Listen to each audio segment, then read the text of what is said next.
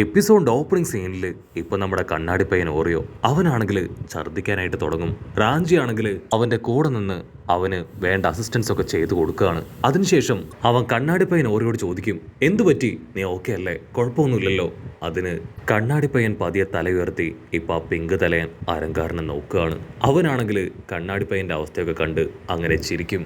അതിനുശേഷം അവൻ ക്രിയേറ്റ് ചെയ്തെടുത്തിരുന്ന കണ്ണാടി പയ്യനെ പോലെ തന്നെയുള്ള ആ ഡോളിനെ അവർക്ക് കാണിച്ചു കൊടുക്കുകയാണ്. നിങ്ങൾക്ക് ഈ ഡോളിനെ കുറിച്ച് എന്തെങ്കിലും അറിയോ? ഓറിയോ, സത്യത്തിൽ ഇത് നീ തന്നെയാണ്. ഈ ഒരു ഡോള് നീയുമായിട്ട് കണക്റ്റഡ് ആണ്. ഞാൻ എന്ത് ഇതിനെ ചെയ്താലും അത് നിനക്കും കറക്റ്റായിട്ട് പ്രതിഫലിച്ച് അത് നന്നായിട്ട് ഏൽക്കും. അവൻ അത്രയും പറഞ്ഞ് ഇപ്പം ആ ഒരു ഡോളിനെ പതിയെ ഒന്ന് ടച്ച് ചെയ്യാണ്. അത് ടച്ച് ചെയ്യേണ്ട താമസം ഓരോയൊക്കെ ആണെങ്കിൽ അവൻ ടച്ച് ചെയ്ത ഫീലിങ്സ് ഇപ്പം അവൻ്റെ റിയൽ ബോഡിയിൽ കിട്ടുകയാണ്. അവൻ ഒരു സെക്കൻഡ് ഷോക്കായി അവനെ തന്നെ നോക്കും. അതിനുശേഷം അവൻ നല്ല ശക്തിയായിട്ട് ആ ഡോളിൽ അവൻ്റെ വിരൽ ഉപയോഗിച്ച് നല്ല രീതിയിൽ ഹിറ്റ് ചെയ്യും. അവൻ ആ ഡോളിനെ ഹിറ്റ് ചെയ്യേണ്ട താമസം ഇവിടെ കണ്ണാടി പയ്യൻ ഓറിയോടെ നെറ്റിയിൽ നല്ല രീതിയിൽ ഒരു പരുക്ക് പറ്റുകയാണ്. അവനാണെങ്കിൽ തെറിച്ച് ദൂരേക്ക് പോവും. പിങ്ക് തലയനാണെങ്കിൽ അത് കണ്ട് ഭയങ്കര ആവേശം.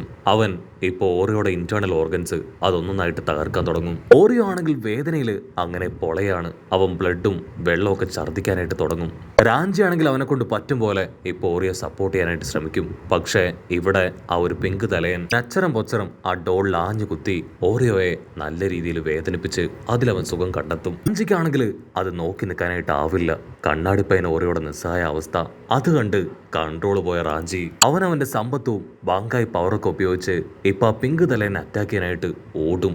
അത് കാണേണ്ട താമസം പിങ്ക് തലയൻ അവൻ വീണ്ടും അവന്റെ ഫുൾ സ്ട്രെങ്ത് ഉപയോഗിച്ച് ടെന്റിക്കിൾസ് ഒക്കെ വെച്ച് അവനെ ലോക്ക് ചെയ്യാണ്. അവിടുന്ന് അങ്ങനെ സീൻ കട്ട് ചെയ്ത ഇപ്പൊ നമ്മുടെ കുഞ്ഞിപ്പെണ്ണ ഹോലോയെ കാണിക്കും. അവളാണെങ്കിൽ ആ അരങ്കാർ ലേഡിയായിട്ട് വീണ്ടും വമ്പൻ ആയുധങ്ങളൊക്കെ എടുത്ത് പൊരിഞ്ഞ അട്ടയിടി ഫൈറ്റ് ചെയ്യുന്നതിന്റെ ഇടയ്ക്ക് ആ അരങ്കാറാണെങ്കിൽ ഫ്ലാഷ് ബാക്കിലേക്ക് പോകും. ഫ്ലാഷ് ബാക്കിലും ആ ലേഡി അരങ്കാറിന് കുഞ്ഞിപ്പെൺ ഹോലോയെ അവളെ ഒട്ടും ഇഷ്ടമല്ലായിരുന്നു. എങ്ങനെയെങ്കിലും അവളെ തോൽപ്പിച്ച് അവളുടെ ആ ഒരു പൊസിഷൻ അത് കൈയടക്കാനായിരുന്നു അരങ്കാർ ലേഡി അവൾ ഒരുപാട് ശ്രമിച്ചത്. ആ ലേഡി അരങ്കാറിനാണെങ്കിൽ അവളെ കഴിഞ്ഞും പവർഫുള്ളായ മറ്റ് ലേഡി അരങ്കാറിനെ ഒട്ടും ഇഷ്ടമല്ല. സോ നിനക്ക് എന്നെ കഴിഞ്ഞും പവറും പൊസിഷനും ഒക്കെ വളരെ കൂടുതലാണ്, ഒരു കാരണവശാലും ഇനി നിന്നെ വളരാൻ അനുവദിക്കില്ല എന്ന് പറഞ്ഞ് അവളാണെങ്കിൽ ഇപ്പോൾ കുഞ്ഞിപ്പെണ്ണ് ഹോലോയെ അച്ചറം പൊച്ചറ അറ്റാക്ക് ചെയ്യും. ഇവിടെ കുഞ്ഞിപ്പെണ്ണ് ഹോലോയ്ക്കാണെങ്കിൽ അവൾക്ക് അത്തരത്തിൽ ആരോടും ഒരു തരത്തിലുള്ള ജലസും ഇല്ല. പക്ഷെ അവളുടെ മുൻപിൽ വേറെ വഴിയില്ലാത്തതുകൊണ്ട് തന്നെ സ്വയം പ്രൊട്ടക്ട് ചെയ്യാൻ അവള് ആ ലേഡി അരങ്കാറുമായിട്ട് ആ സമയം ഫൈറ്റ് ചെയ്തു. ആ അരങ്കാർ ലേഡിക്കാണെങ്കിൽ കുഞ്ഞിപ്പെണ്ണ് ഹോലോയുടെ പവർ നന്നായിട്ട് അറിയാം. സോ അവൾ പഠിച്ച പണി 18 നോക്കിയിട്ടും അവളെ തളർത്താനോ തോൽപ്പിക്കാനോ ഒന്നും തന്നെ കഴിയില്ല. എങ്ങനെയെങ്കിലും ഒരു ഫൈറ്റിൽ നിന്ന് രക്ഷപ്പെട്ടു മാറണമെന്ന് മാത്രമേ ഇവിടെ ഹോലോ കുഞ്ഞിപ്പെണ്ണിന് അവൾ കൊള്ളൂ. സോ അവൾ അതിനുവേണ്ടി ശ്രമിക്കും. ആ ലേഡി അരങ്കാറാണെങ്കിൽ വിടാതെ അവളെ പിന്തുടർന്ന് അറ്റാക്ക് ചെയ്തുകൊണ്ടേയിരിക്കും. അറ്റാക്ക് ചെയ്ത് ഒടുവിൽ ആ ലേഡി അരങ്കാറ് അവൾ തന്നെ വല്ലാതെ ടയർഡായി ഒരു ഭാഗത്ത് പോയിട്ടിരിക്കുകയാണ്. അവിടുന്ന് അങ്ങനെ സീൻ കട്ട് ചെയ്ത ദിവസങ്ങൾക്ക് ശേഷം ആ അരങ്കാർ ലേഡി അവളാണെങ്കിൽ ആ കുഞ്ഞിപ്പെണ്ണ് ഹോലോയോടുള്ള ദേഷ്യം കൊണ്ടും പക കൊണ്ടും അവളുടെ ബ്രദറിനെ അറ്റാക്ക് ചെയ്യാണ്. അത് കണ്ട് കൺട്രോൾ പോയി കലി ഇളകിയ നമ്മുടെ കുഞ്ഞിപ്പെണ്ണ് ഹോലോ അവളാണെങ്കിൽ അവളുടെ മുഴുവൻ സ്ട്രെങ്തും പവറും ഉപയോഗിച്ച് അരങ്കാർ ലേഡിയെ നല്ല രീതിയിൽ അറ്റാക്ക് ചെയ്ത് ഒരു ഭാഗത്തേക്ക് അങ്ങനെ അട്ടിച്ച് തെറിപ്പിക്കുകയാണ്. പക്ഷെ അപ്പോഴായിരിക്കും കുഞ്ഞിപ്പെണ്ണ് ഹോലോ അവളൊരു കാര്യം തിരിച്ചറിയുക. അത് അരങ്കാറിന്റെ വെറൊരു ട്രാപ്പ് മാത്രമായിരുന്നു. അവൾ എങ്ങനെയെങ്കിലും ട്രിഗർ ചെയ്ത് പ്രൊവോക്ക് ചെയ്ത് ആ ഒരു ഭാഗത്തേക്ക് കൊണ്ടുവരിക. അവളാണെങ്കിൽ ഓൾറെഡി അവളുടെ അസിസ്റ്റൻസ് ആയിട്ടുള്ള അല്ലാതെയോ ഉള്ള കുറെ അരങ്കാസിന്റെ ഹെൽപ്പൊക്കെ തേടി അവരെ അവിടേക്ക് വിളിച്ചു വരുത്തിയിരിക്കുകയാണ്.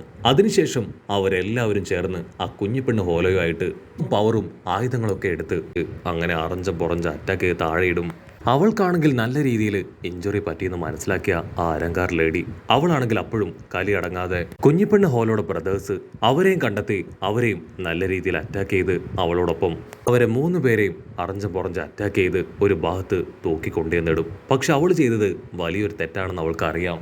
ഈ കാര്യം ഐസൻ അറിഞ്ഞാൽ തീർച്ചയായിട്ടും അവളെ പണിഷ് ചെയ്യും. സോ എത്രയും വേഗം അവർക്ക് ട്രീറ്റ്മെന്റ് കൊടുക്കണമെന്ന് പറഞ്ഞ് അവളിപ്പോ അവരെ 3 പേരെയും തൂക്കിയെടുത്ത് ആ പിങ്ക് മുടിയന്റെ മുൻപിലേക്ക് വരും. അവനാണെങ്കിൽ അവളെ ഹെൽപ്പ് ചെയ്യാൻ തയ്യാറാവും. കാരണം ആ പിങ്ക് മുടിയനും അരങ്കാർ ലേഡിയും അവർ രണ്ടുപേരും തിക് ഫ്രണ്ട്സ് ആണ്. സോ അവനാണെങ്കിൽ അവന്റെ സയന്റിഫിക് കഴിവും പവറൊക്കെ ഉപയോഗിച്ച് അവർക്ക് 3 പേർക്കും ട്രീറ്റ്മെന്റ് കൊടുക്കാനായിട്ട് തുടങ്ങും. ആ പിങ്ക് തലയനാണെങ്കിൽ ഇപ്പൊ അരങ്കാർ ലേഡിയോട് പറയും, ഇവളെ ജീവിതത്തിലേക്ക് തിരികെ കൊണ്ടുവരാൻ ഒരുപാട് ബുദ്ധിമുട്ടുണ്ട്. ഓൾറെഡി നല്ല രീതിയിൽ ഇവളുടെ ബോഡിയിൽ ഇഞ്ചുറി പറ്റിയിട്ടുണ്ട്.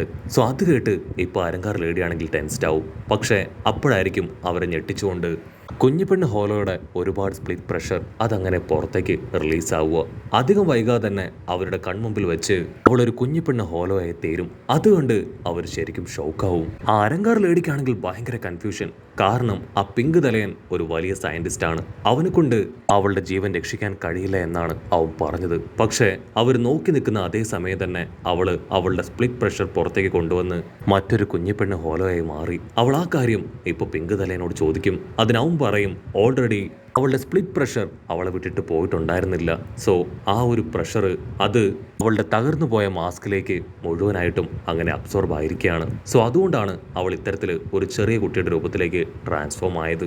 കുഞ്ഞിപ്പെണ്ണ ഹോലോടെ അവസ്ഥ കണ്ട് ഇപ്പൊ ആ ഒരു അരങ്കാർ ലേഡി അവളാണെങ്കിൽ പൊട്ടിച്ചിരിക്കും. ഇനി അവളുടെ തലവേദന അതെനിക്കില്ല. ക്യാപ്റ്റൻ ഐസന്റെ മുൻപിൽ ഇനി എനിക്ക് പ്രത്യേകിച്ച് യാതൊരു ഉത്തരവും പറയേണ്ടി വരില്ല എന്ന് പറഞ്ഞ് അവൾ ഹാപ്പി ആയിട്ട് നിൽക്കും. അതേസമയം ഇവിടെ കുഞ്ഞിപ്പെണ്ണ് ഹോളോ നൈല് അവളാണെങ്കിൽ ഒരുപാട് വിഷമത്തിൽ അങ്ങനെ നിൽക്കുകയാണ്. അവൾ അവളുടെ പുതിയ ട്രാൻസ്ഫോം ബോഡിയിലേക്ക് ഒന്ന് നോക്കും. പതിയെ പതിയെ അവളുടെ പഴയ മെമ്മറീസ് അതങ്ങനെ അവളുടെ ബ്രെയിനിൽ നിന്ന് ഇറേസ് ആവുകയാണ്. പുതിയ ചിന്തകളും ഓർമ്മകളും പുതിയ ബോഡിയൊക്കെ ആയിട്ട് അവൾ അങ്ങനെ അവിടുന്ന് കടന്നു പോകും.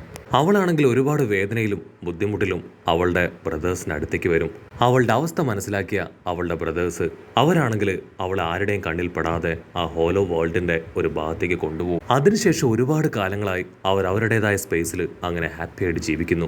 കട്ട് ചെയ്താ ഇപ്പൊ പ്രസന്റ് കാണിക്കും. പ്രസന്റിൽ ആ പിങ്ക് തലയൻ അവനാണെങ്കിൽ കണ്ണാടിപ്പയ്യൻ ഓറിയോയുടെയും അതുപോലെ തന്നെ റാഞ്ചിയുടെയും ചെറിയ ടോയ്സ് ക്രിയേറ്റ് ചെയ്ത് അത് മുഴുവൻ അവൻ ഇഷ്ടമുള്ളതുപോലെ അങ്ങനെ അറ്റാക്ക് ചെയ്തുകൊണ്ടേയിരിക്കും. അവൻ ആ ടോയ്സിനെ അറ്റാക്ക് ചെയ്യുന്ന ഇമ്പാക്റ്റ് അതിവിടെ റിയൽ ആയിട്ടുള്ള റാഞ്ചിക്കും കണ്ണാടിപ്പയ്യൻ ഓറിയോയ്ക്കും ആയിരിക്കും ലഭിക്കുക. അവര് ഓരോരോ ഓർഗൻസ് തകരുന്ന വേദനയിൽ അങ്ങനെ ഉച്ചത്തിൽ നിലവിളിച്ചും ഛർദിച്ചും ചോര തുപ്പിയും അങ്ങനെ സമയം കഴിച്ചു കൂട്ടും. ഈ കാഴ്ചകളൊക്കെ കണ്ട ആ ഹോലോ ബ്രോ അവനാണെങ്കിൽ അവന്റെ ഒരു പ്രത്യേകതരം ജെല്ല് അത് ആ പിങ്ക് തലേനെ നേർക്ക് അങ്ങനെ തെറിപ്പിക്കുകയാണ്.